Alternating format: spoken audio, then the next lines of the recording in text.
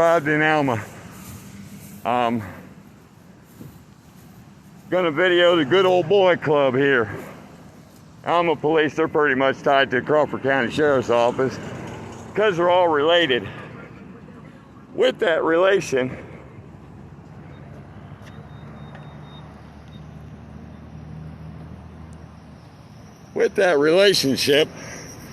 they have a way of tying everything they do to what they do. And the nice thing is, I'm a big old boy who follows my words.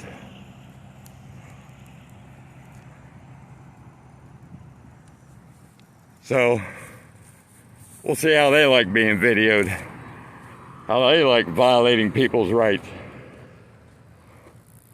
So we're gonna ask the officer a question, since Alma Police likes to do what they like to do. So we're going to see how that question gets answered.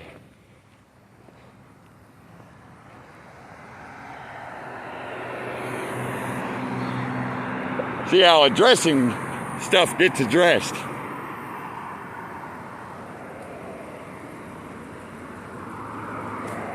How you doing, officer? Did I get your name and badge number? Officer Taylor, what's your badge number? 62. Can I ask you a question? When you have an officer violate people's rights, such as kidnapping charge and false imprisonment, false arrest, stuff like that, and the citizen has the paperwork and the video evidence to prove it, being that your governor, he likes to entail that corrupt police get to do what they do. I'm not saying you're corrupt, but you already know there's a bunch of officers here, like Sheriff Ron Brown, who is. With that, who do I go to since you're a law enforcement officer? And I'm asking you to direct me how I need to go.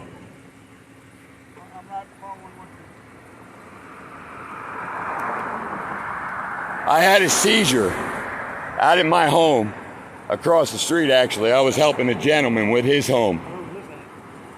Old Graphic Road out in Mulberry. That's where I live. I'm not like most of your First Amendment auditors. I got no problem saying what I got to say. But with that, when I had my seizure, was on private property. A Deputy Emily Thomas, she's now CID at the Sheriff's Office, pretty much in front of my wife said that if I didn't go to the hospital, she was going to arrest me for public drunk. Well, if you learn the law like I learned it, you're a dumbass for even making that statement. You can't arrest somebody for public drunk on private property, especially when the call was an ambulance call. You weren't dispatched for disorderly conduct or domestic violence or any situation of that. So for her to make the reference and elicit something such as intimidation, coercion, which my wife already informed her, he will not go to the hospital. When I woke up in the hospital, wasn't a good deal. I'm one of those good citizens who does assert my rights. I'm not like most of your First Amendment auditors. If you're a bad cop, I'm going to see to it you're not around. As far as your job, unlike most cops, I don't need to use physical violence. I got a mouth. First Amendment grants me that. So with that, I'm asking you, how do I go about it? He already refuses to do his job, even though I got it on video, which he won't accept. Oh, here's one I can do. Can I email that to his thing with all the evidence?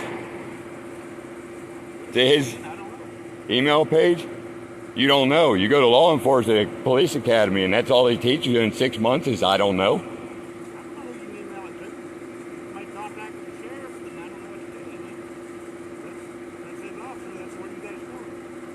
All right, well, I'll figure it out from there.